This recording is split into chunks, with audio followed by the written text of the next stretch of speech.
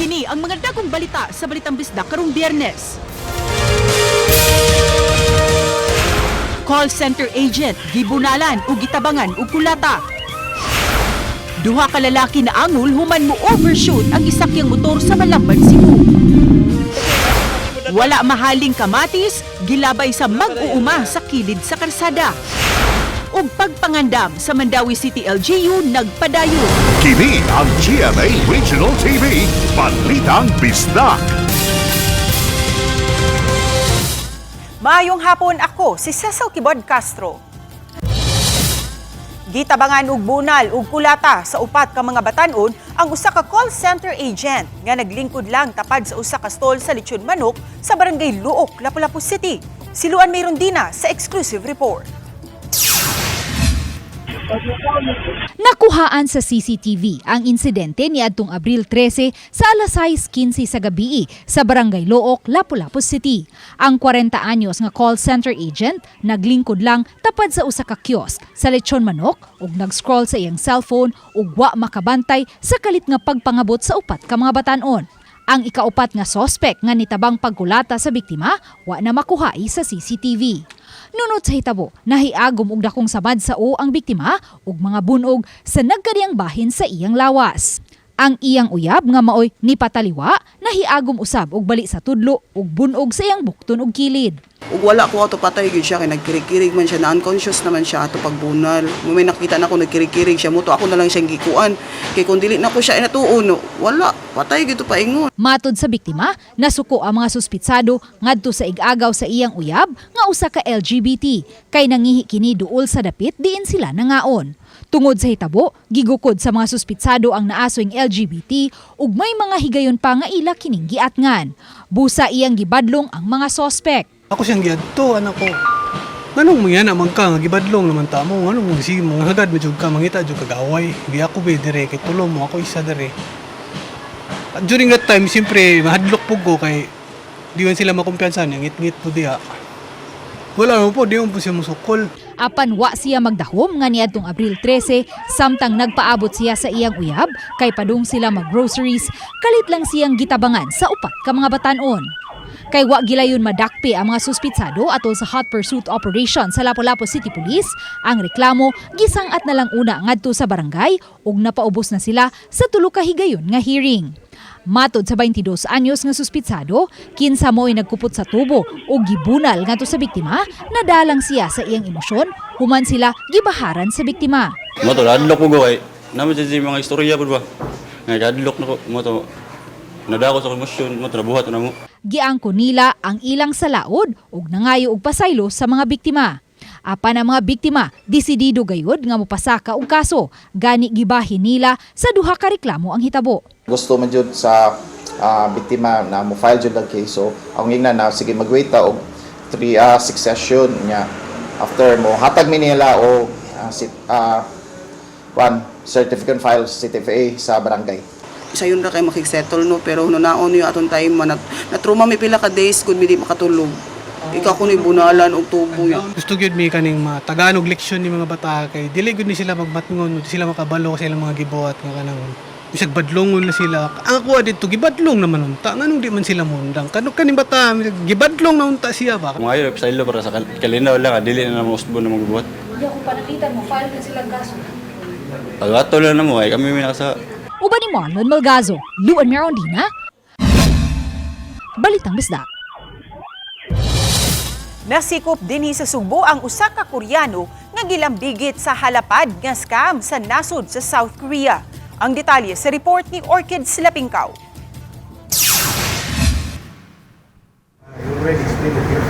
Human sa upat ka buwan nga pagpangita, nasikop sa usa ka parking lot nga nimutang sa dakbayan sa Lapu-Lapu, kining Koreano nga gipangita sa ilang balaod. Dili ingon ana kasayon ang pagsikop sa Bureau of Immigration Fugitive Search Unit, hilabi na nga sakop kini sa Seoul Central Prosecutor's Office. Susama kini sa National Bureau of Investigation sa South Korea. Tungod diini, galisod ang mga Korean authorities pagsikop kaniya, human ilang bigit sa lapad nga scam sa South Korea. Sa pagiging law enforcement agent niya, so alam niya yung sistema namin, alam niya kung paano magtatago o tatakbo sa batas. Matod sa BI, moabot dolan sa 90 million pesos ang nakuha sa suspect gikan sa 75 ka mga individual dito sa Korea pinaagi sa Jeonji scam. Itong Jeonji scam na to ay isang sistema ng real estate na sa Korea kung saan kumukuha sila ng 50% na amount ng mga pinapaupahan nilang apartment or condominiums. Supposedly ibabalik nila ito after the contract. Imbis na ibalik after the contract ay tinakbo na nila yung pera. Gitanggong karon ang 35 anyos nga Koreanong suspect sa detention center sa Bikutan. Wala usab siya maluwat og pamahayag. Sa ngayon, mag-undergo siya ng clearance bago natin siya ipa-deport. Iimbestigahan din natin kung may mga na-involved na rin na locals dito or Filipino or other Korean nationals sa kanyang grupo or sa kanyang scam operation. Ako si Orchid Silpingkaw, Balitang Bisdak. Gihunong una ang pagpamaligya sa tag 20 pesos matag kilo nga bugas sa Mandawi City Public Market. Nagmingaw karon sa maong parte sa bugasan diha sa merkado. Gipahibaw sa Food Terminal Incorporated kun FTI ngadto sa Mandawi LGU nga wala pay stock sa pagkakaron. Maong giabisuhan una ang mga kliyente niini aron dili mahinayak pag-adto ang mga tuyong mupalit sa baratong bugas. Gipaabot pa kanusa mabalik ang pagpaninda. Notify sila nga wala pa available nga bugas. And then but ni-assure sila nga naay coming dili dugay gyud no kay in fact pagsulti nila na ang barko in the next few days. Milabay na lang sa iyang kamati sa daplin sa karsada ang usa ka tiguwang nga mag-uuma human wala mahalin ug maglisod na siya pagdala niini pagbalik sa ilang dapit. Ano ang report ni Alan Domingo? Natagbuan ako si Flaviano. Kauban ay apo nga nag-asa sa sako nga gisudlan og kamatis kay iya na untang ilabay sanglit wa man kini palita sa mga komprador tungod kay hinog na ang kamatis. Apan iya na daay nalabay og una ang usa ka sakong hinog nga kamatis sa kilid sa karsada. Iyahang ilabay nani pa ka himsog para nila marag overripe pero ang tinuod nga rason is barato kaayo niya lugusa pa gyud sila makahalin mo ning instead nilang dadon balik sa ilahang balay nga layo ra gikan dinhi ila na lang ilabay to ana karon dito ang iyahang mga kamatis sa ubos. Ada ko gasto noon ani pero wala na ko masubay kay tungod man sa kabrato sa baligyaon. Alkansi na kay ka. Sige na kay sao man nga na dinam ginabadaan nila. Ni aga ko ibalik dito sa mua porte na malayo. Nakarelate usab ang ubang mga mag-uuma. Mahalin man tuod ang ilang kamatis ug ubang mga abot sa umahan apan barato usab kaayo. Ang kamatis tag 20 ang kamatis niya ang sili tag 20 sa sili. Sa una ang sili 400. 400 na. Sabig sa mga komprador may pasabot sila nga kadto mga kalabangan o dili pa kaayo hinog ang ilang unahon sa pagpalit aron dili usab sila maalkanse kay sigurado kaning mahalin bisan maabtan pa og pipila ka adlaw. 25 ngadto sa 27 pesos ang kumpra nila matag kilo sa kamatis gikan sa mga mag-uma. Sanglit barato ra usab ang palit nini pag-abot nila ngadto sa karbon nga paliton na usab kinig 30 pesos ang kilo. Gamay ra ang ilang ganansya kay mogamit pa sila og petrolyo sa sakyanan nga ilang kargahan. Pulisod sa kati ipadag balik. Ang saon na nila sila nga moingon mga may lang kuno kapalit din nila. Alakansihan lang kay hinayem kay pamaligya nato. Anong hinayman? Tungod sa krisis. Kauban si Clover Lumayag, ako si Alan Domingo. Balitang Bisdak. Bisan kun walay official venue sa ilang dakbayan pero subsob na usab ang pagpangandam ug pagpanglimpyo sa Mandawi City para sa umaabot nga ASEAN Summit. Gimonitor ang mga libod suroy ug padayon usab ang mga beautification efforts. Lakip na ang pagkural sa usa ka parte sa relocation site. Ang detalye sa report ni Nico Sereno. Gitrabaho ni mga personnel sa Mandawi City ang Center Island sa may Uwano Avenue. Gipatasaan og jutay ang island ug gipanindot. Parte sa una ng giplano nga beautification project ug para usab sa umaabot nga ASEAN Summit. Ang karsada, usa sa kaagian sa mga delegado kun mobiyahe gikan sa Lapu-Lapu City nga mo'y main venue paingon ngadto sa Cebu City ug pabalik. Samtang makita nga gikurala na usab ang parte sa Bayanihan Village, ang temporary relocation site sa mga biktima sa baha ni atong miaging tuig. Apan gipasabot sa syudad na plano na kining daan mas napasayo lang tungod sa ASEAN hosting. Dili ra gina-ASEAN, mao na ang idea kay kuan man god magbutang matag tarp sa diha.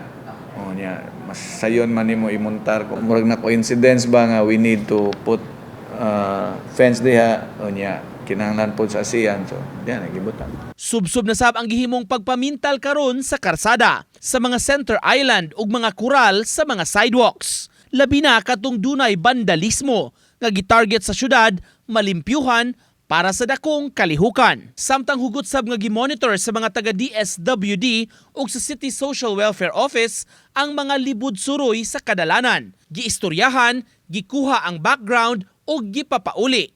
Sagad kanila mga taga-barangay Mambaling sa Cebu City. Continuous man ang operation sa DS ana. But mo lang na challenge dako kay ang city um takibog asa maglaro-laro. But ang ilang gingon nga ini-communicate or ni-link na sila sa mga leaders dito sa ilang grupo. Taliwa ning pagpahugot sa seguridad tungod sa ASEAN hosting sa Sugbo, doble ang preparasyon sa Mandaue City. Kay natuno nga kadungan sa adlaw sa ASEAN Summit meetings ang selebrasyon sa piyesta sa Mandaue. Wala ang challenge kay siyempre fiesta man. Di man ta pwede mingon ay mo agis Mandaue or di mo mamista diri. In fact, we welcome part man na sa tong tradition. Nay mga strategies sa gibuhat ang pulis. Uban ni Godfrey Relien, Nico Sereno, Balitang Bisdak. Kini ang GMA Regional TV, Balitang Bisdak.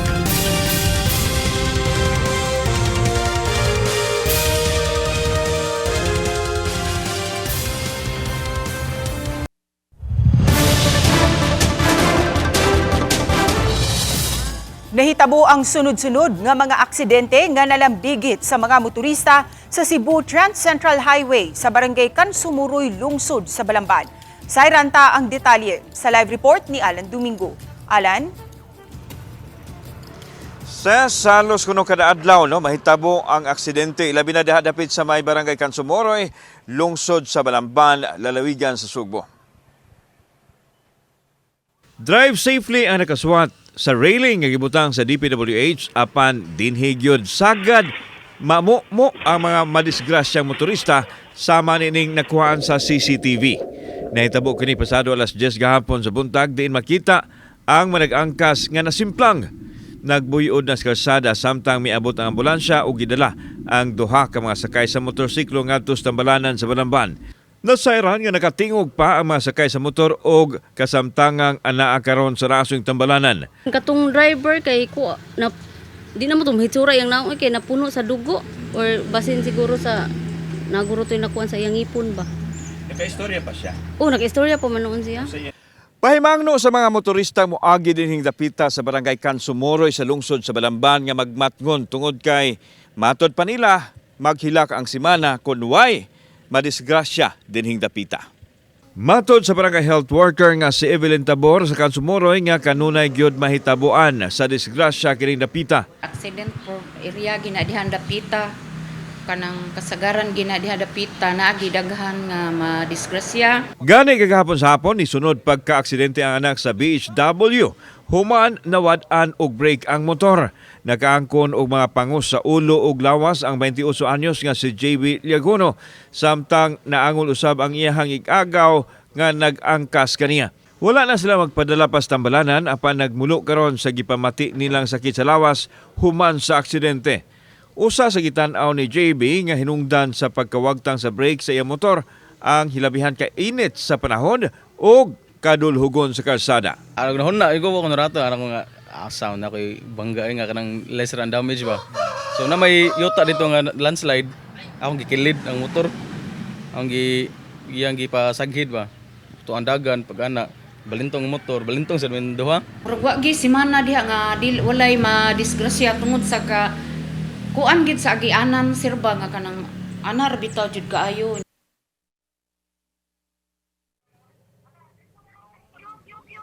Okay, sa atong mga motorista nga moagi diha sa may Trans Central Highway, labi na sa barangay Kansumuroy, nga hilabihan ka liko-liko ug dulhugon tungason, kinahanglan magmatngon gyud sa kanunay kay lagi accident prone area, daghan ang simplang diha og worst daghan ang kinabuhi usab nga nakalas gumikan sa aksidente nga kahitabo dihang dapita. Ses. Dagang salamat, Alan Domingo. Adunay posibilidad nga magka-rollback na usab ang presyo sa produktong petrolyo sunod semana. Matod sa oil industry sources, nga subay kini sa tulo ka adlaw nga trading sa Mean of Platts Singapore kun MOPS. Posibleng muminos sa 10 hangtod sa 11 pesos ang presyo sa matag litro sa diesel. Wala hinuoy paglihok sa presyo sa gasolina. Ug tungod niini, posibleng muminos kini og piso matag litro. Dili pa hinuon kini final tungod kay aduna pay nahabiling duha ka adlaw nga trading. Wala pa'y giluwatang pamahayag ang Department of Energy kabahin sa paglihok sa fuel prices sunod semana. Kinumduman, gipahibaw na sa Department of Energy nga ang kagamhanan naglatid na og presyo sa produktong petrolyo samtang ubos pa sa State of National Energy Emergency ang nasod. Gipalapdan sa Doli 7 ang ilang programa nga Barangay Occupational Safety and Health Patrol nga mutabang sa Dole aron sa pagsusi sa mga trabahuan nga adunay hazard ug naghatag og kakuyaw sa mga empleyado sa Central Visayas. Ani ang report ni Fem Ridumabo. Alang kini sa tinguha sa Dole 7 nga zero accident sa mga workplace. Kini human nakita sa monitoring sa Occupational Safety and Health Center sa Dole 7 nga nagsaka ang gidaghanon sa mga workplace-related accident. Gikan sa buwan sa Enero hangtod ning tulo ka semana sa Abril, nitala ang Central Visayas ug napulo ka workplace accident sa rehiyon. Og 44 ka mga kawani ang natala nga patay. Naglakip na niini ang 36 ka mga workers nga namatay sa Binaliw Landfill Trash Slide nitong January 8. Duha usab ka mga construction workers ang namatay nitong January 14 sa dihang nakuryentihan atol sa ilang pagpanaod sa solar street light sa Lahog, Cebu City. Patay usab ang usa ka factory worker sa dihang nalabtikan sa PC nga naputol gikan sa barko nga natikyaob nitong March 11 sa City of Naga. Sa niaging tuig, ditala ang Dole 7 og 53 ka mga workplace accidents sa tibuok tuig sa 2025. Napulo ang natalang namatay. Tungod sa mga nagkataas nga aksidente sa trabahoan, gipalapdan pa sa Dole 7 ang Barangay Occupational Safety and Health kun OSH Patrol. During their walkthrough sa ilang barangay, if there are companies, look at it, construction, no sir, nakita nila nga there will be violations, nakita lang doon ay hazard, workplace hazard. Take photos of it and report it through our group chat so that when we assess and when they assess as well, na doon ay imminent danger situation, that's the time that we are going to deploy our technical safety inspectors. Gisugdan ang OSH Barangay Patrol sa niaging tuig. Sa pagkakaroon na po pa ka mga barangay sa Cebu City ang ilang nabansay. Hinuon ang tanang 22 ka mga barangay na sa Talisay City ang ilang napaubos sa pagbansay-bansay. Isunod nila karon tuiga ang uban pang mga syudad sama sa Mandawi, Lapu-Lapu ug lakip na ang probinsya sa Bohol.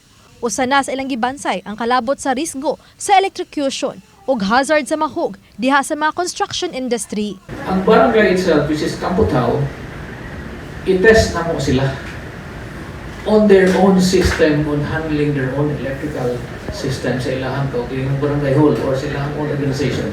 And that logic is now the so-called the training ground. Why are you going to other area? Ikaw ang galing kakapropasalan sa imo. Matag Abril 28 sa tuig, gitimaan ang World Day for Safety and Health at Work. Nagkadi ang programa ang himuon sa Dole 7 karong Abril 28 nga mo'y gitimaan nga World Day for Safety and Health at Work. Oban ni Clifford Lumaya Gogrod Prado, Femari Dumabok. Balitang Bisdak. Matanaw na karong Domingo ang unang bahin sa 2-part summer special sa Bubblegang. Solid Under the Sun ang atong masaksihan sa maong episode ug aduna pud kitay makauban nga mga celebrity guests. Gawa sa mga katawanan nga mga linya, i-flex usab sa mga cast ang ilang summer bodies. Ating ininyo ang Bubblegang karong Domingo alas 6 sa gabi pagkahuman sa 24 oras weekend sa GMA ug sa Kapuso Street. Kini ang GMA Regional TV, Balitang Bisdak.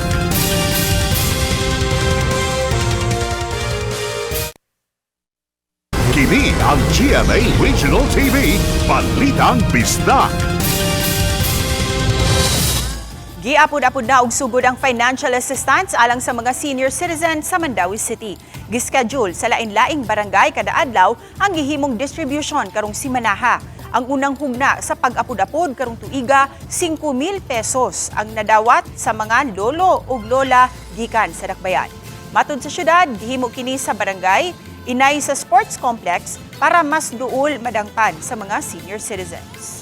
So it's really more practical nga ato ibalik sa barangay. So far, maayra man ang feedback, mas daghan mang nalipay nga inana ang setup. Duha ka mga LPA posibleng maumol sa gawa sa Philippine Area of Responsibility sa unang semana sa Mayo. Sa pikas bahin, nagkataas na ang tsansa nga masinati sa nasud ang epekto sa El Nino sa hinapos nga bahin sa tuig 2026. Si Luan Mirundina sa report.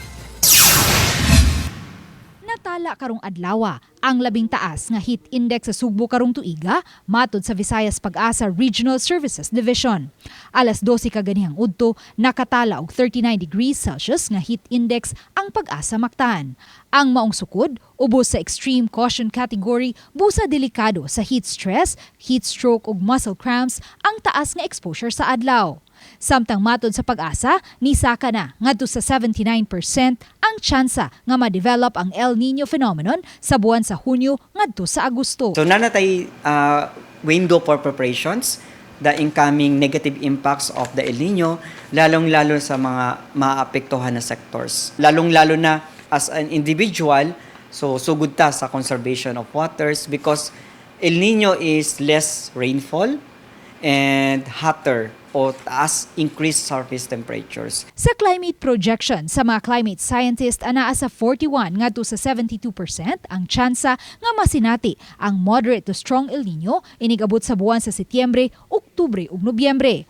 Ug wa pa ipadaplin sa Pag-asa ang posibilidad nga strong to very strong El Nino ang masinati sa nasod sa buwan sa Oktubre, Nobyembre ug Disyembre nga sa pagkakaron anaa sa 23 ngadto sa 51% ang tsansa. Katapusang nasinati sa nasod ang moderate to strong El Nino niadtong Marso ngadto sa Mayo 2024. Niadtong higayuna, tulo kasunod-sunod nga mga buwan nga menos ang uwan nga nasinati sa Central Visayas. That month is habagat season, so mainhans ang habagat. Pag mainhans ang habagat, mas daghang uwan ilabi na sa western side kasad pambahin sa atong nasod. But pag abot naman diri sa October, November, December, diha natom nani mga provinces or areas maka-experience o gitawag nato na dry spell or drought. Sa pikas bahin, posibleng duha ka mga low pressure area gawa sa Philippine Area of Responsibility ang posibleng maumol gikan sa Abril 30 hangtod sa Mayo 6 base sa gipagawas nga tropical cyclone threat potential sa Pag-asa. Menos hinuon ang kahigayunan nga mamahimo kining mga bagyo. Apan ang usa niini posibleng mosulod sa Philippine Area of Responsibility. If kini makasulod og magpaduol diha sa eastern side na ating bansa, so expected nato high chance makasinati pag-uwan within that duration. Uban ni Marlon Malgazo, Luan Mirondina, Balitang Bisdak.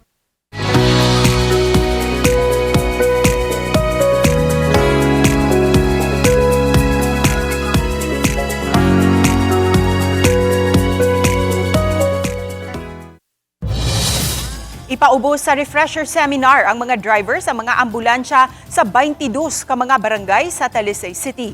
Talisay City Disaster Risk Reduction and Management Office ug Talisay City Fire alang sa safety driving. Matud ni Joy Tumulak, ang hepe sa City Toda sugod-sunod semana, ipahigayon ang seminar alang sa mga emergency vehicle driver aron kalikayan nga makadisgrasya sa panahon nga nagresponde og emerhensya. Kay numduman nakalas ang sa katinunan dihang nagkabangga ang motorsiklo ug ang ambulansya nga nahitabo sa Cebu City. Giklaro ni Tumulak nga ila gayud pasidan-an ang mga driver nga bisan kun adunay emergency, dili sila basta-basta nga mag-counterflow. Ug diha sa pag-agi sa mga intersection, siguroon gayud nga clear ang dalan ug nag-andar usab ang mga emergency lights ug ang siren niini. Importante kaayo nga naagitay mga seminar unya kina reminders, no? I-remind sa nato sila nga extra careful kita sa atong buhaton. Every time nga atong buhaton para makaayo pod sa atong pasyente o makaayo pod sa uban. Nagda sa atong mga ambulance, nakahupot ni og mga professional driver's license. Unya siguroon sa gyud nato nga kining ato ang mga driver sa mga emergency vehicle nakamaniho sud sa taas na nga panahon nga dili lang kay bag-o lang nakaton. Aron makadani og mas daghan pang mga investors nga mubuo og puhunan sa Lapu-Lapu City, ang lokal nga kagamhanan mi-revise sa Local Incentives Code niini uban sa kadagkuan sa Philippine Board of Investments. Siluan mayroon din sa report. Ang Lapu-Lapu City pa lang ang labing unang local government unit sa Subo ug ikatulo nga LGU sa tibok Pilipinas nga nilagda og Memorandum of Agreement tali sa Philippine Board of Investments. Una nang nilagda og MOA tali sa Philippine Board of Investments ang Bataan ug Tarlac. Ang maong inisyatiba natunong usab nga nasinati karon ang krisis nunot sa gubat sa Middle East. Sa maong MOA, napaubos sa duha ka adlaw nga workshop ang Local Economic Development and Investments Promotion Office, kunli po sa taga-Philippine Board of Investments diin nagiyahan usab sila sa mga gihimo nilang pag-review sa Local Incentives Code. Mato ni Attorney James Saison, pangu sa Local Economic Development and Investments Promotion Office, nga niadtong 2016 pa na enact ang business code sa Dakbayan ug dili na kini compliant sa changing times. Daghan usab nga mga incentives ang wa matataw sa 2016 business code. We're trying to tell the investors that if you come to us, to Lapu-Lapu, we have a partnership with BOI. Once you invest with us, we will lay down the red carpet for you. So, morabag tabangan mo na mo through and through. If they see support in whatever way from the local government units that where their businesses are located, that's very important to them. Butang nga gihangop usab sa Lapu-Lapu City Chamber of Commerce. Some of those things we want to continue and work and collaborate with Lapu-Lapu, and also for us to for the business chambers as well, and the businessmen to have a seat also in the economic policy making. Moving forward, we should do this long delayed na. I mean, it's high time to update our local investment code. Uban ni Godfrey Rillian, Luan Merondina, Balitang Isda. Gideploy sa Mandawi City ang dugang mga health personnel gikan sa Department of Health. May kortisikol kang Mayor Junkie Iwano ang kadagkuan sa DOH nga mirepresentar sa 16 ka mga nurses ug usa ka midwife. Sa Mandawi na sila i-assign para maka-augment sa programa ug maghingusog sa health program. Nagpasalamat ang City Health sa maong deployment sanglit makatabang kini para mapunan ang health personnel nga ma-assign sa kabarangayan sa pag-monitor sa kondisyon sa mga residente. Puro kalusugan which are pushing na kaning atong mga programs sa health tanan i-house to house na gina siya. So, yes. So mo nang mag-augment, and then na ay team that goes to house including nurses. Sa mga kapuso nato nga dili makasulti sa ilang gibati ngadto sa ilahang mga crush o hinigugma sa kinabuhi, ani ay awit para kaninyo. Ani ay bagong single sa kapuso sparkle artist nga si Henry Jimena. Gitawag kini og Hindi Ko Masabi.